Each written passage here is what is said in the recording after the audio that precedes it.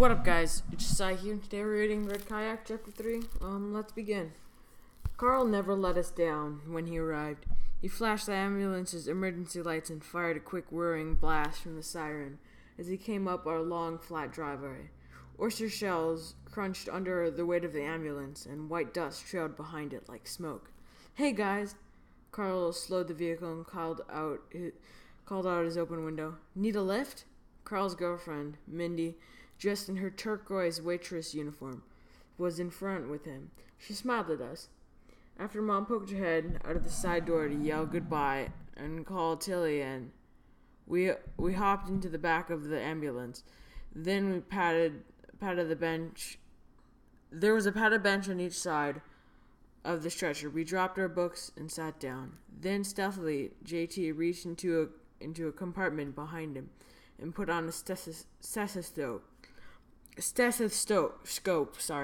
and secretly tried to listen to the back of Digger's head. "Nothing," he said, shaking his head. "Absolutely no brain activity." Digger caught it from the corner of his eye and pulled away. Then he reached up over her head and pulled off one of the elastic strips tied along the bar above the stretcher. The paramedics tie them around your arm when they need to take blood, but Digger used it like a rubber band and took aim at JT. I tried not to smile. "Guys, don't play with equipment. Carl will get in trouble." Boy, how many times have I said that? Ever since we got called on the carpet by the principal for riding in the ambulance, Carl avoided the school's driveway. Instead, he dropped us off behind the 7-Eleven next door to school. I put the elastic strap back on the bar. Then we jumped out and slammed the door. JT and Digger were punching at each other's arms and made a beeline for the store. But I walked up to the front to thank Carl for the ride. "No problem," he said. You going rock fishing with me and your dad Saturday?" "Season opener." I shrugged. "I don't know. I'm supposed to stay over at JT's Friday night, and Saturday's my only morning to sleep in." "Sleep in?" Carl reached over and pulled the baseball cap down over my eyes. "Watermen don't sleep in." I turned away, embarrassed. I probably should have been getting up to pull my crab pots, but my parents didn't care if I took a morning off. I also knew Carl was kidding me. He was proud of how hard I worked. If there were more money in it, he'd be out there too, fishing oysters and crabs year round. He loved it. In fact, a lot of the times, depending on his shift, he'd come out with me after school to haul in my catch and toss the keepers into a basket on my skiff. "Guess I got lazy this winter," I said, resetting the hat back on my head. It wasn't a very witty response, but I didn't feel much like joking around. Mindy picked up on it. She was amazing that way. When she leaned forward, her long blonde ponytail fell over her shoulder. "Hey, Brady," she said. "Are you okay?" I looked from her to Carl. "I guess I'm a little worried." "About what?" Carl asked. "Right before you came, we saw Mr. D'Angelo padding down the creek toward the river in his red kayak." "Your new neighbor?" "Yeah." Carl leaned out the window to look up at the evening sky and rubbed a hand over his mouth. "Not a very good day," he acknowledged, "but I'm sure he knows what he's doing, Brady. He's probably already turned himself around and gone back."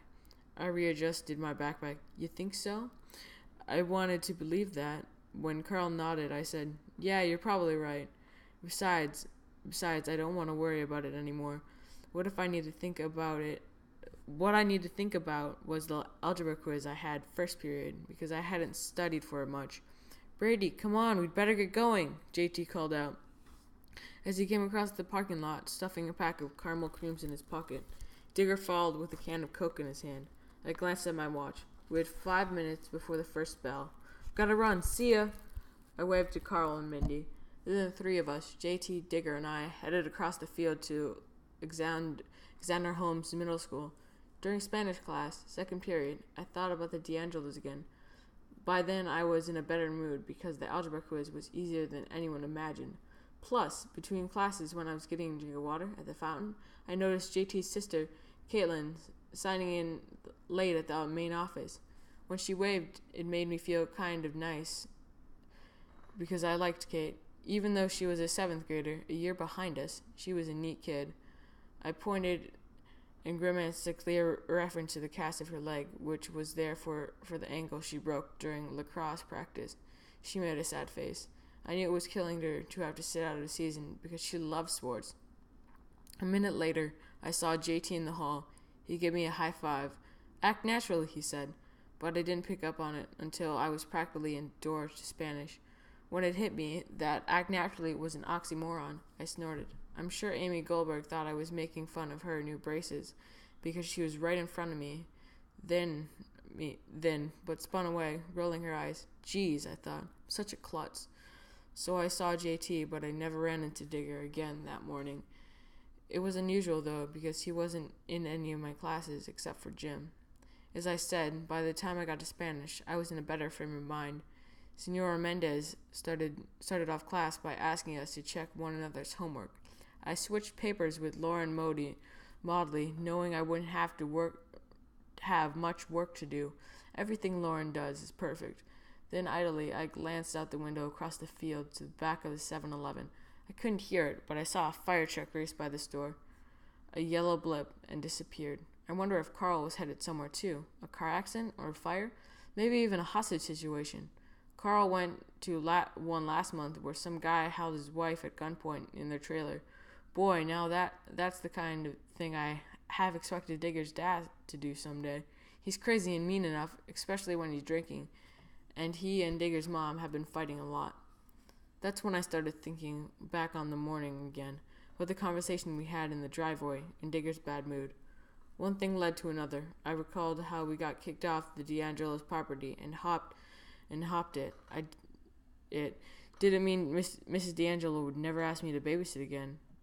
She paid me $30 for watching him that afternoon, and she wasn't even gone for 4 hours. That came to $8 an hour, which my dad said was a lot more than I'd make minimum wage at McDonald's. Besides, the money though, it was neat being inside their house. Mr. D'Angelo designed it himself. Plus, I got a real kick out of Ben. He's a cute kid. A towhead, Mom called him, because his hair is so blonde it's almost white. He had one of those haircuts that looked like somebody put a bowl on his head, cut around it. His eyes were two big blue berries, and when he smiled, two deep dimples appeared in the center of his cheeks. He was only 3, but you could have a decent conversation with Ben. Brady, he called me, because he had a hard time with ours. We put together some Legos that afternoon. I took care of him, and we constructed some fairly sophisticated stuff. A tall castle with a drawbridge that moved up and down, and a pulley with a string that hoisted soldiers up over the wall. He liked the pulley. He even used it to transport horses over the top. We made some race cars, too. Race cars for knights. Then we microwaved popcorn and watched The Lion King on their new DVD player. Mrs. D'Angelo didn't want us cruising the cable. I promised Ben that next time I came, I'd bring over my old Legos, Aquanauts, and we'd make them dive into the bathroom sink. Hola, Senor Parks, Senor Mendez, shouted the daydream. ¿Dónde estás? I blushed. Yo estoy en la casa de español, I replied. About a minute later, I got called down to the office. When the classroom intercom came on, it was so loud that everyone jumped. Cassie Winfield even slapped a hand on her heart. Excuse me, Mrs. Mendez. Could Braden Parks be dismissed immediately? Mrs. Peters, the school secretary, had a trace of urgency to her voice. He should come to the office with his books. Like a bullet out of the blue, everyone turned to stare at me. I held my hands palm up and looked at Senora Mendez. Guess you need to go, she said. Finish chapter 7 for tomorrow, all of you. Write this down. She peered over her reading glasses at the whole class. Exercises 1 through 5 in the chapter review. I had absolutely no idea why I was being dismissed. Did I have a dentist appointment I'd forgotten about? I didn't think so. As I stuffed the Spanish book into my backpack, it occurred to me.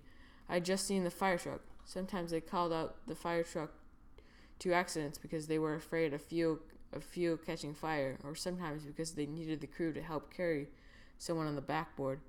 My heart started beating fast. God, I hoped Mom wasn't in a wreck, or Dad. That Dad hadn't buzzed a finger off in the workshop. That Dad hadn't buzzed a finger off in a workshop or something. I swallowed hard, shoved the pen in my pocket, and hoisted my backpack. The school hallway never seemed so long. All of those lockers, all that square tile, a door closed somewhere behind me, and it was so quiet the sound echoed. I was relieved to see my father standing at the counter in the main office, talking to Mrs. Owens, our principal, but it only shifted the concern. Mrs. Owens half smiled at me and left. Why? So we'd have privacy as he broke the news. Mom okay? I asked. Dad had his work clothes on, old jeans and a t-shirt, both flaked a little with sawdust from the shop. Yeah, sure, he said, putting a hand on my shoulder. Nothing like that, Brady. Sorry if we worried you. Relief poured out of me. I dropped the backpack on one of the empty chairs where we sit when we're waiting in the office. Listen, Dad said. Carl called. Somebody's missing on the river, maybe out in the bay. He wants us to take the boat and help look. I put a hand over my eyes. Oh my God, I said. Brady. The hand slid down and looked at my father. It's Mr. D'Angelo, isn't it? That red kayak. We saw him this morning. That's what Carl said. Dad seemed to be studying my face.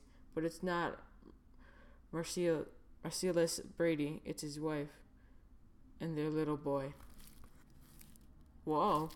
Hope you guys enjoyed this chapter. If you guys did, leave a like, subscribe, and I'll see you guys next video.